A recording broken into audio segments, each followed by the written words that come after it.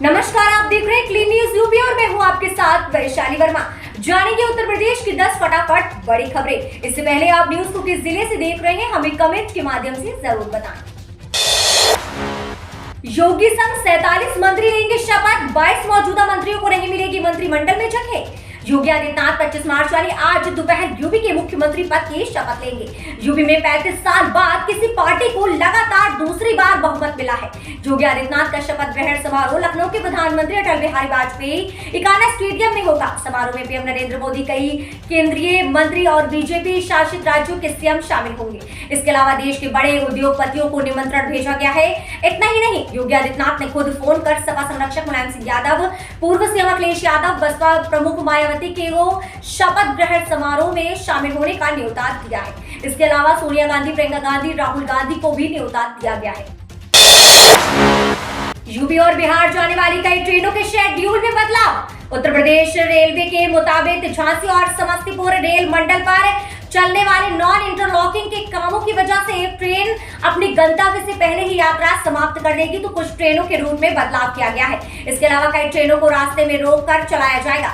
24 से 28 मार्च 2022 तक यात्रा शुरू करने वाली train number 15274 Anand Vihar terminal रेक्सोल सत्याग्रह एक्सप्रेस को बदलते हुए रूट नरकटिया सिकटा से होकर चलाया जाएगा। 25 से 29 मार्च 2022 तक यात्रा शुरू करने वाली train number 15273 रेक्सोल Anand Vihar terminal सत्याग्रह एक्सप्रेस को बदले हुए रूट सिकटा नरकटिया से होकर चलाया जाएगा। यूपी के मदरसों में अब कक्षाओं से पहले राष्ट्रगान का पाठ जरूरी। UP board of Madrasa education की बैठक में एक फैसला लिया गया है, जिसमें कहा गया है कि उत्तर प्रदेश के मदरसा छात्रों को अब सुबह की प्रार्थना के साथ अपनी कक्षा शुरू करने से पहले अनिवार्य गतिविधि के रूप में राष्ट्रगान का पाठ करना होगा। ये निर्णय बोर्ड द्वारा 2017 में राष्ट्रगान के गायन और स्वतंत्रता दिवस पर राष्ट्रीय ध्वज को फहराने के अनिवार्य किए जाने के लगभग 5 साल बाद आया है। बोर्ड ने गुरुवार को चेयरपर्सन इफ्तिखार अहमद जावेद की अध्यक्षता में हुई बैठक में परीक्षा उपस्थिति और शिक्षकों की भर्ती से जुड़े कई फैसले लिए हैं। ये निर्णय लिया गया है कि मदरसा शिक्षक बनने के लिए पूर्व योग्यता के रूप में शिक्षक पात्रता परीक्षा आधारित मदरसा शिक्षक पात्रता परीक्षा शुरू की जानी चाहिए। किश्त नहीं देने पर बिल्डर ने रद्द की बुकिंग तो अटकेगा पैसा और पूरा लौटेगा भी नहीं। यूपी रेरा ने बदला नियम।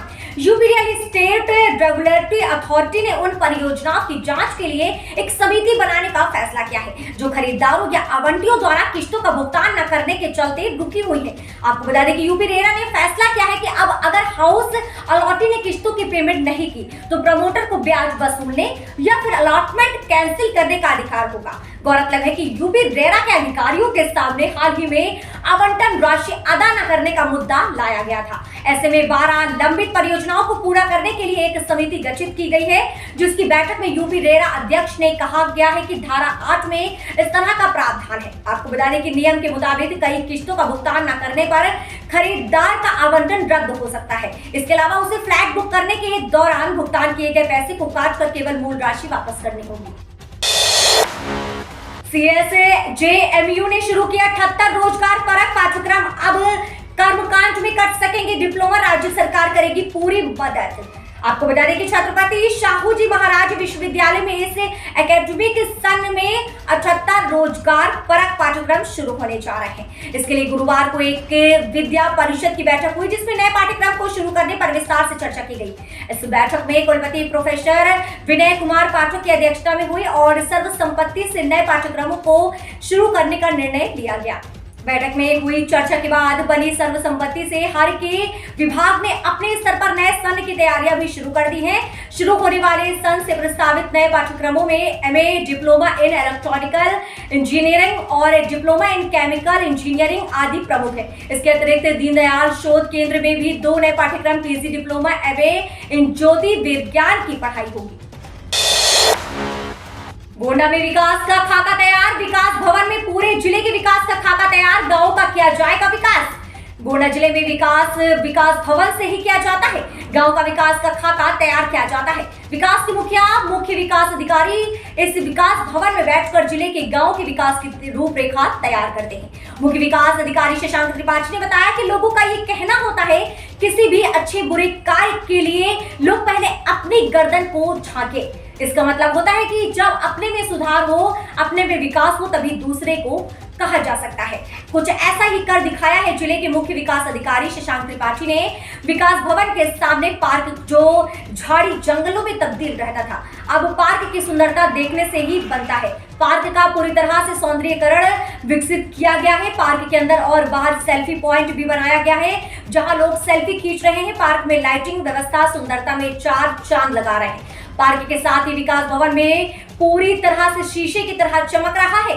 फर्श से लेकर दीवार और कमरे में टाइल्स लगा दिए गए हैं। रोशनी की भी अच्छी व्यवस्था कर दी गई है, जिससे यहाँ की रात भी दिन जैसी लग रही है। कानपुर में गर्मी में पानी को तरसेंगे 20 लाख लोग। कानपुर की 20 लाख से अधिक आबादी को गंगा के पानी की आपूर्ति की जाती है। गंगा का जलस्तर घटने से पानी की सप्लाई की मुश्किलें खड़ी होने लगती हैं। इसको दूर करने के लिए जल निगम ने 5 साल पहले गंगा बैराज से सीधे पानी लेने के लिए 1900 मीटर पाइपलाइन डालने का काम शुरू किया था। अगर 200 मीटर पाइपलाइन डालने का काम बीते 2 साल से अटका पड़ा है अभी भी। इस योजना के तहत 8 करोड़ रुपए की लागत से 1900 मीटर पाइपलाइन भैरव घाट से सीधे गंगा बैराज तक डाली जानी थी। हालांकि 200 मीटर लाइन डालने का काम अब तक पूरा नहीं किया जा सका है। जल निगम जीएम आर.के. शर्मा को भी इस मामले में कोई जानकारी नहीं है। इससे अंदाजा लगाया जा सकता है कि जल निगम भी इस योजना को भूल चुका है। पाइपलाइन के डालने के बाद गंगा बैराज में वाटर सप्लाई के लिए पंप लगाने की जरूरत नहीं पड़ेगी। बैराज में 1600 mm की पाइपलाइन डाली जानी है। इससे पानी खुद ही भैरव घाट पंपिंग स्टेशन तक पहुंच जाएगा। वहीं एग्रीमेंट के मुताबिक गंगा बैराज से 1600 ml पानी लिया जा सकेगा। 10वीं पास करके आप 3 लाख तक कमा सकते हैं। यूपी बोर्ड परीक्षा में इस बार 51.92 लाख स्टूडेंट्स हिस्सा ले रहे हैं। इसमें कुछ छात्र ऐसे भी हैं जो 10वीं की परीक्षा के बाद से ही नौकरी की तैयारी में जुट जाते हैं। हम आज ऐसे ही कुछ नौकरियों के बारे में बताने जा रहे हैं। अगर आप इनमें सेलेक्ट होते हैं तो हर महीने 25 से 30 हजार रुपए तक कमा सकते हैं। केंद्र सरकार कर्मचारी चयन आयोग 10वीं पास छात्रों के लिए मल्टी टास्किंग स्टाफ की भर्ती निकालती है। इसमें 18 से 25 साल तक के युवा अप्लाई कर सकते हैं। इस नौकरी में मंथली सैलरी 23,000 रुपए है, यानी 10वीं पास करने के बाद आप सालाना 2.76 लाख रुपए कमा सकते हैं। सरकार ने इस नौकरी के लिए नोटिफिकेशन जारी कर दिया है। 22 मार्च 2022 से 30 अप्रैल 2022 तक इसमें एप्लीकेशन भेजे जा सकते हैं। नौकरी की जानकारी आप आयोग की वेबसाइट पर जाकर देख सकते हैं। 13 किलोमीटर होना था अंडरग्राउंड विद्युत लाइन सेफ्टी का काम अब तक नहीं हुआ शुरू।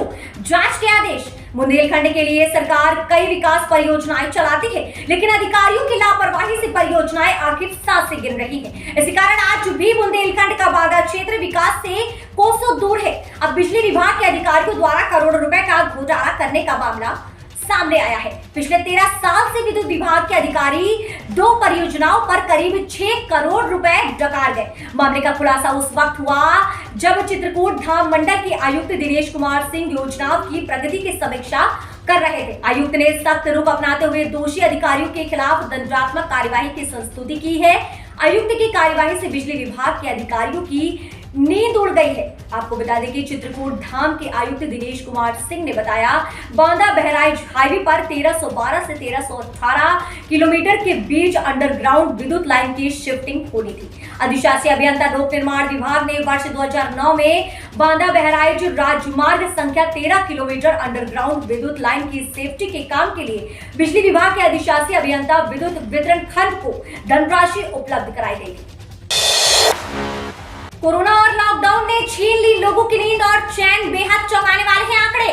भारत में कोरोना वायरस की वजह से साल 2020 में लगे डिजास्टर मैनेजमेंट एक्ट को संक्रमण के मामलों में कमी की वजह से केंद्र सरकार ने 31 मार्च को हटाने का फैसला ले लिया है। यानी 2 साल बाद 31 मार्च से भारत में कोरोना की वजह से लगाई गई लगभग सभी कड़ी पाबंदियों को केंद्र सरकार ने हटाने का फैसला किया है। इसके बाद सिर्फ सार्वजनिक स्थानों पर मास्क और सामाजिक दूरी के नियम जारी रहेंगे।